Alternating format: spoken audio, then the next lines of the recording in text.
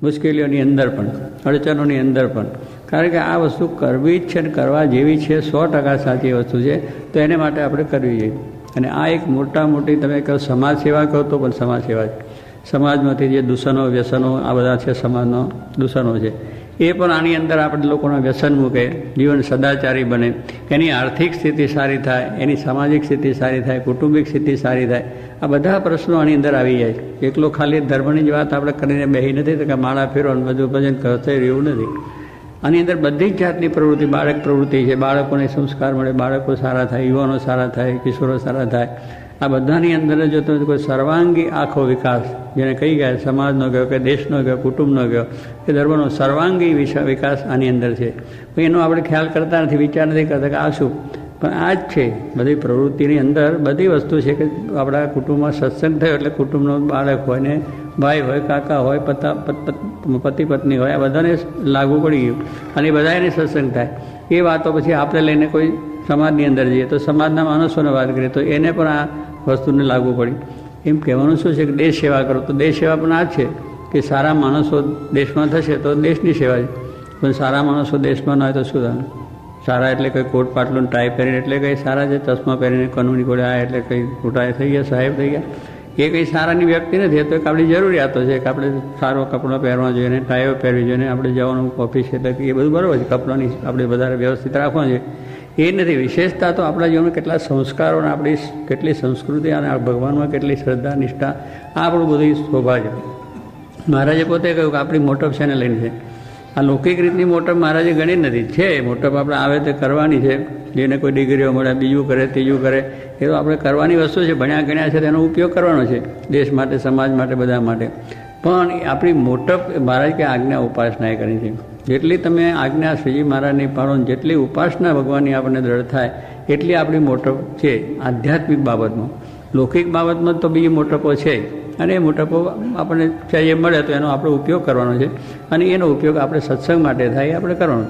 આપણી મોટપને લઈને જે કંઈ હોય તેને લઈને ઘણા માણસોને આપણા સંપર્કમાં આવતા હોય તેને વાત કરીએ, એને લઈને કંઈ કેટલુંક આપણું કામ આ થાય એ પણ એક સેવાની વસ્તુ છે.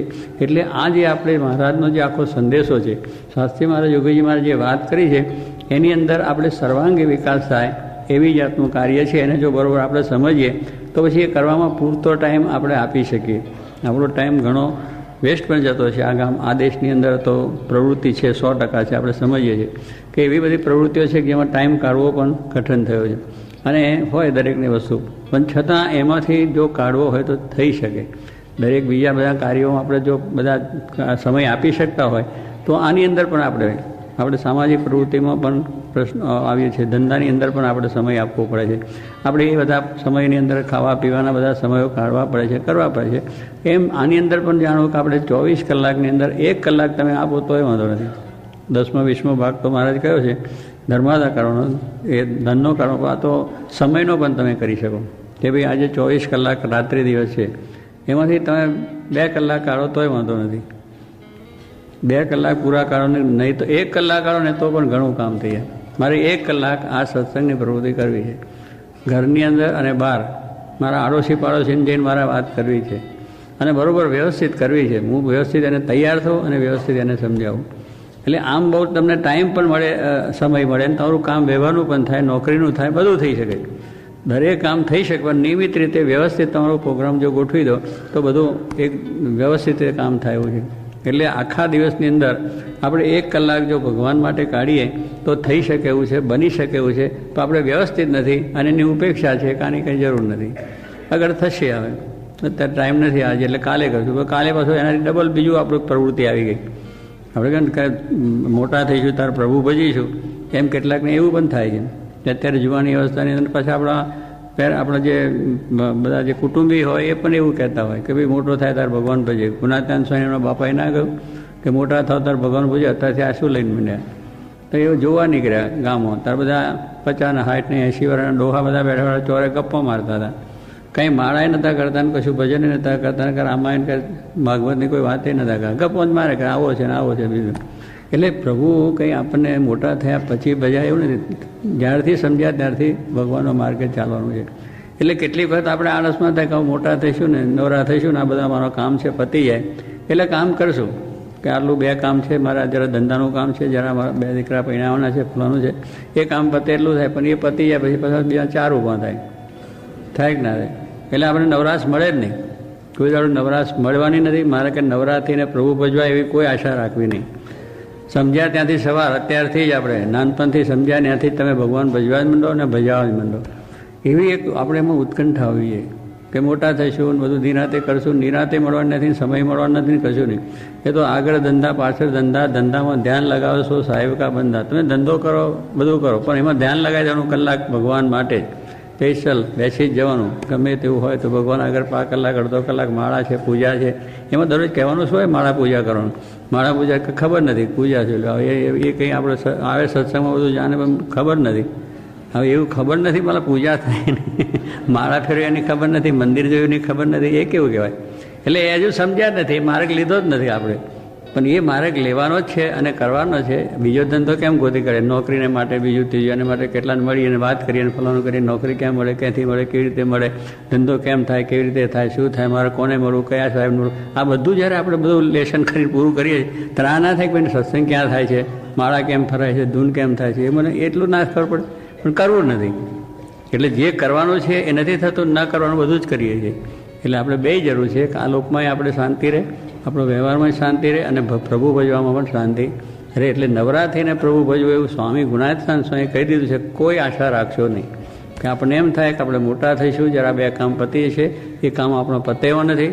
સ્વામી કહે છે આ પ્રમાણે દરજીનો છોકરો જીવે ત્યાં સુધી જીવે, કોળીનો છોકરો કોનું ટીપ્યા જ કરે, ખેડૂતનો છોકરો ખેતી કર્યા જ કરે, અને એ હવનો ધંધો છે, વેપારીનો છોકરો વેપાર ઉઠ્યો ત્યાંથી કર્યા જ કરે. એટલે એમાં કોઈ નવરાશ મળવાની સંભવ છે જ નહીં. પણ એમાંથી ટાઈમ કાઢવો એ આપણું કામ છે. અને એ ટાઈમ કાઢીને આ વ્યવસ્થિત રીતે આપણું કામનું બધા જે પ્રોગ્રામ છે થશે તો આપણે શાંતિ થઈએ. બાકી આપણા બધા પ્રવૃત્તિ એવી છે કે જેથી કરીને આપણા પ્રશ્નો ઊભા થાય છે, એક માટે બીજા ઊભો થાય, એટલે પ્રશ્નો થયા જ કરે છે. પેલા નહીં 100 ઢોરની વાત કરે છે, 100 ઢોર હતો એના શેઠિયા ઓલા ભાઈ કહ્યું કે આ એના ઢોરના ચારનારને કહ્યું આ 100 ઢોર બેસે ત્યાર પછી તારે ઊંઘવું. 100 ઢોર છે એ બેસી જાય પછી તારે ઊંઘ બીજા 4 આવ્યો દિવસના, અને રાત્રે વાડામાં પૂર્યા અને પછી ઢોરને બેસવાનું તો ધીરે ધીરે થાય ને કે એકદમ હમણાં તો બેસે નહીં. એટલે પછી ધીરે ધીરે 9, 10, 11, 12 વાગ્યા એટલે ધીરે ધીરે બધા બેસવા માંડ્યા. 1, 2, 3, 4, 5, 10, 15, 20 બેઠા. પછી રાતના 1, 2 વાગે ત્યાં સુધી તો વારા ફરતી બેસે ને ઉઠે ને એમ કરતાં બધા બેસી ગયા. 90 ઢોર બેઠા. એક ઢોર જરા ઊભું હતું. પેલા એમ જવાનું ક્લાન જરા હાથ પાથ ફેરીને શીંગડે પૂછડે ઝાલીને જરા બેસાડી દેવું. એટલે કરીને બેસાડવા ગયો, મજબૂત માણસ હતો, જવાબ લઈને પેલું ઢોર એવું પડે ને ધબાકો થયો એટલે 90 ઊભા થયા. 90 ઊભા થઈ ગયા ધડાકાની અંદર. એમ આપણે એવું છે કે આ બધું મારે કામ થઈ ગયું, આ કશું જ નથી. પણ કાલે એવો ધડાકો થાય ને એટલે પાછું 100 વર્ષનું ઊભું થાય, 100 વર્ષનું કામ ઊભું થઈ જાય. એટલે આ બધા પ્રશ્નો છે એ આપણે સમજીએ છીએ. એ પ્રશ્નોની અંદરથી આપણે સમય કાઢી અને આ કરવાની વસ્તુ છે. પણ એને માટે આપણી ઉત્કંઠા, જાગૃતિ, આ મહિમા, આનું મહત્તા આ બધી સમજાવવી જોઈએ. મહત્તા આપણને સમજાઈ નથી એટલે જો લુખું બોલાય છે, ધીરે ધીરે થાય છે, શું થાય છે, ફલાણું થાય. અરે બધા કામ જેટલા આપણે બહુ ઉત્સાહ અને ઉમંગથી કરીએ છીએ તો આ પણ એટલી જ જરૂરિયાત છે. એના કરતાં અનંત ઘણી જરૂરિયાત આ મોક્ષની છે કે આપણે આ લોકની અંદર આવ્યા છે ભટકતા કેટલા વર્ષોથી, કેટલા જન્મોથી, 84થી વાત કરીએ છીએ કે આ ભટકતા આવ્યા છે. ક્યાંય જોગ નથી થયો. આ વખતે આપણને આવો સત્સંગને જોગને જોગી મારા જેવા સંત મળ્યા છે તો આ વખતે ભગવાન ભજી જ લેવા છે. અને સંકલ્પો કરવો મારે ક્યાં જવું છે? અમેરિકા, હજુ અમેરિકા જવું છે. લંડન આવ્યો છે ને હજુ અમેરિકા જવું, આમ કરે છે અમેરિકા બાજુ. પણ અમેરિકાથી આવીને પૂછી લે ને કે કેવું છે અમેરિકા. એ બધું એવું ને એવું છે. સ્વામી કહે છે ને જ્યાં જાઓ ત્યાં કાદવના ચૂલા, આ લાકડા, ઈંટો ને પથ્થરા, ચૂનો ને રેતી એનું ચંતર, બીજું કંઈ છે? રોડ જુઓ તો એના છે, કંઈ નાના છે, કોઈ મોટા છે, ફલાણો છે, પણ છે તો એકનું એક. એ બધું માટીનું છે, પંચભૂતનું છે, બીજું કશું એમાં છે નહીં. પણ મોહ છે એટલે દોડા થાય છે અને એ વિચાર થાય કે ત્યાં જઈએ. પણ સ્વામી કહે છે આપણે કોઈને અક્ષરધામમાં જો એવો સંકલ્પ થાય કરો ના થાય કે એ વળી શું માથાકૂટ, ત્યાં જઈને હું બીજું કરવાનું. એના કરતાં અત્યારે આ દુનિયામાં લાભ મળ્યો છે, આવો સરસ અત્યારે બધું વિકાસ થયો છે તો વિકાસ બધો જોઈ લે ને ઠેર. અને વળી હજુ ચંદ્ર ઉપર જવાની વાત છે તો એ પણ લાભ જો મળતો હોય તો એ પણ લઈ લે. હવે મળ્યો કે ના મળ્યો, એવા ચંદ્રલોકમાં કેટલાય વર્ષો રહ્યા ને. ચંદ્ર પણ આપણે થયા, સૂર્ય પણ થયા છે, દેવતાઓ થયા છે, રાજા મહારાજા ચક્રવર્તી બધું થાય છે, ઇન્દ્રનું રાજ મળ્યું છે, બધું ઘણું મળ્યું, બ્રહ્મા પણ થયા છે. આ જગતની ઉત્પત્તિ પણ આપણે કરીને આવ્યા છે. આ બ્રહ્મા જેમ કરે આ બધા મોડલ બહાર પડે છે ને આપણો જો બધા મોડલ, એટલે એકબીજાનું મોડું મળે નહીં. એટલે એ બધી વસ્તુ આપણું જે આખું ફેસ ને શરીર બનાવનાર બ્રહ્મા છે એ બ્રહ્મા આપણે થઈને આ બધું બનાવ્યું છે. પાછું આપણને મોહ એમાં છે કે આવું કેમ છે. હજુ એ બધી વસ્તુનો આપણે થાય કે આ મોટા પુરુષની વાત સાચી છે. ગુનાસ્વામી કહ્યું કે આપણે બધું કરી નાખ્યા છે, બધું ભોગવી નાખ્યા છે, ખાધું છે, પીધું છે, વિષય ભોગવ્યા છે, તાલમેલનો તાલમેલ કરી નાખ્યા છે, તોય કોઈ દાડો તૃપ્તિ થઈ નથી અને થવાની પણ નથી.